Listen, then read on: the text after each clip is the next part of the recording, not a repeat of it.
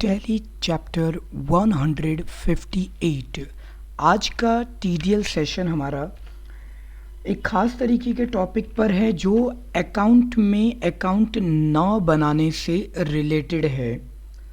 ये एक practical situation है कि अगर कभी आप कंपनी के अंदर काम करते हैं और आप छुट्टी कर लेते हैं तो आपके पीछे होने वाली एंट्रीज़ कैसे हो पाएंगी। ठीक है, या इसको समझ लीजिए कि जो आपकी कंपनी में एम्प्लॉयज़ काम कर रहे हैं, अकाउंटेंट काम कर रहे हैं और वो शिफ्ट ख़त्म होने के बाद चले जाते हैं और आपको फिर कुछ एंट्रीज करनी है और आप में से किसी को टैली नहीं आती है, तो हम अपना काम थोड़ा सा आसान कर सकते हैं। उसके लिए हम क्या करेंगे, इवन मैं एक बॉस हूँ, मैं अपनी ऑर्गेनाइजेशन में जाता हूँ और कभी मेरी टीम में से कोई स्टाफ छुट्टी पर होता है अकाउंट में, तो मैं कैसे इसको मैनेज करता हूँ वही सॉल्यूशन आपको मिलेगा आज के लेसन के अंदर। और इसमें मैं आपको कोडिंग सिखाऊंगा भी साथ साथ, कुछ बदलाव करके। रेडीमेड कोड तो आपको मिलेगा ही, साथ साथ हम कोडिंग से कुछ खास चीज़ें भी ऐड कर पाएंगे। नीचे आप एक ख़ास तरीके का मेन्यू देख रहे हैं, कस्टम मेन्यू। सो कस्टम मेन्यू में हम 158 पर बात कर रहे हैं। एक टेबल हमने तैयार की है, उस टेबल के ऊपर हम काम करेंगे। नीचे एक ऑप्शन यहाँ पर अनअकाउंटेड है, मतलब ऐसी एंट्रीज जो इमरजेंसी बेसिस पर आपको करनी पड़ी है वो आपने कर दी है। ये टेस्टिंग के लिए मैंने डाला है, इसको हम यहाँ से डिलीट कर देंगे, जिसकी हमें आवश्यकता नहीं है। ये मैंने यहाँ से डिलीट कर दिया, ब्लैंक कर दिया। अब मेरे पास नहीं है, एक अमाउंट रह गया है, बस उसको डिलीट कर दिया है। ठीक है, तो अब इसमें क्या होता है कि हम यहाँ पर एंट्री करते हैं वो सारी जो अभी हमने वाउचर एंट्री नहीं की है, इमरजेंसी में हमें लिखना पड़ा है, तो वो हमने लिख दिया, या तो पार्टी का नाम या फिर व्यक्ति या एक्सपेंस का नाम। ये हमने अमाउंट ऐड कर दिया। कल सुबह जब हमारा अकाउंटेंट आ जाएगा तो हम उनसे बातचीत करके एंट्री करवा लेंगे। टेस्टिंग के लिए 2 दी है। ठीक है, अब इसको थोड़ा सा आसान करेंगे क्योंकि ये मुझे लगता है कि कंफ्यूजिंग हो सकता है आपके लिए कि आखिर पेमेंट आई है या गई है।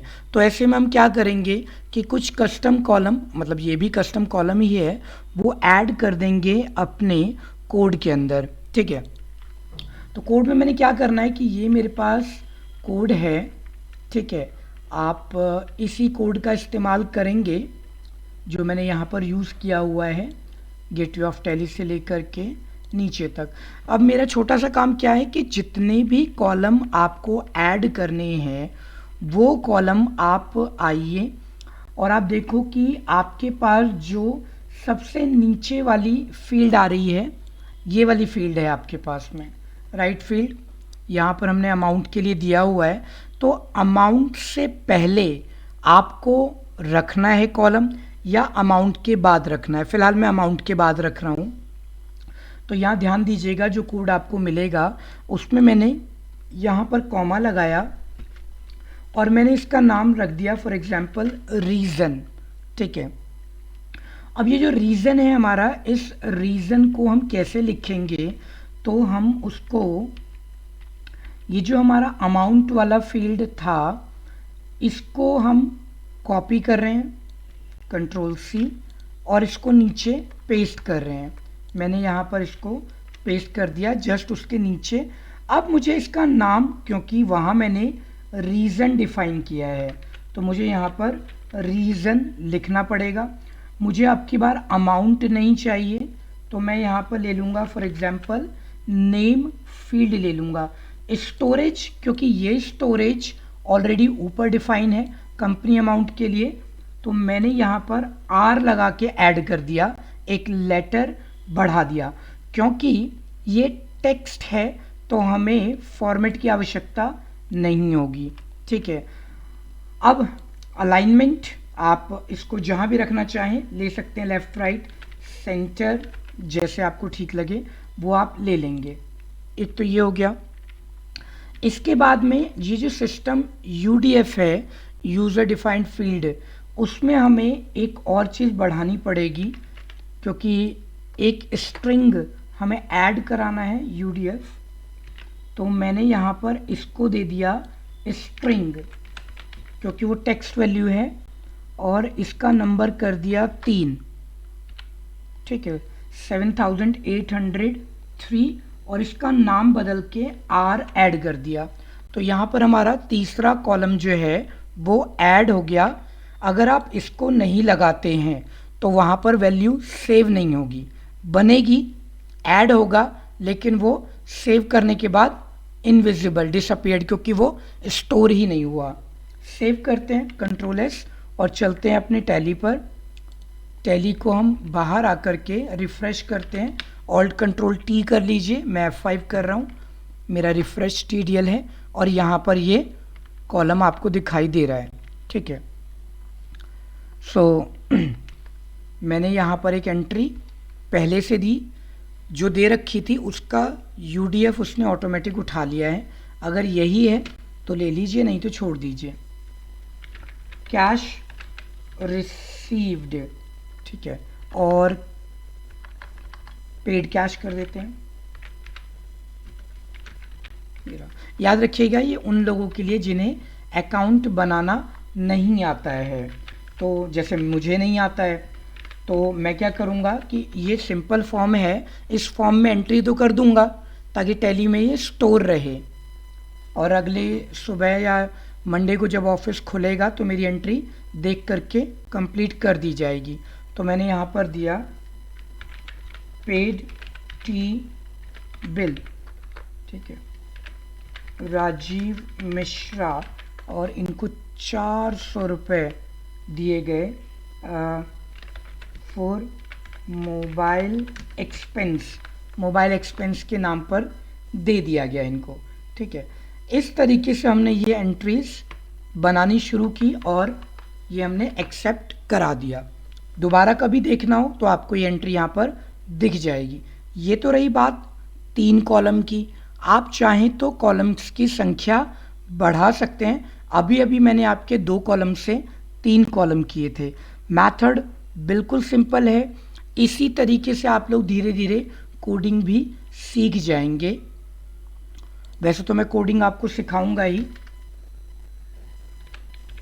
एक्स्ट्रा मैंने एक और बनाया यहाँ पर, और उसके लिए मैंने क्या किया, इसको कॉपी किया, कंट्रोल C एंटर कराया और कंट्रोल V पेस्ट किया, और यहाँ जो रीज़न है उसको मैंने कर दिया एक्स्ट्रा, और नेम फील्ड ये मैंने कर दिया EX, R हटा के EX ले लिया, और बस सिस्टम UDF को मैंने बढ़ा दिया। कॉपी किया मैंने, इसको एंटर कराया, और ये जो R है इसकी जगह पर EX लेके इसको स्ट्रिंग को बढ़ाया, एक और ये ले लिया मैंने। सेव करते हैं, कंट्रोल S, टैली पर चलेंगे।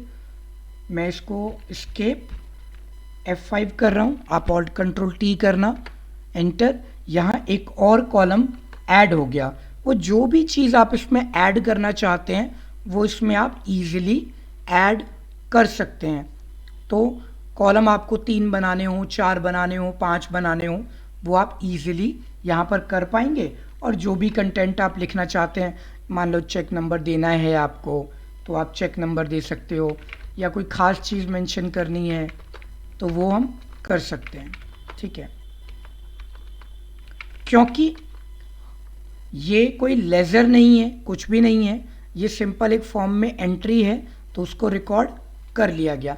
इसीलिए मैंने यहाँ पर आपके लिए एक अनअकाउंटेड नाम से ऑप्शन बनाया और उसके लिए सब मेन्यू तैयार किया, दैट इज़ इनवर्ड आउटवर्ड, और यहाँ पर मैंने 2 ब्लैंक का इस्तेमाल किया है ताकि गैप पूरा आ जाए।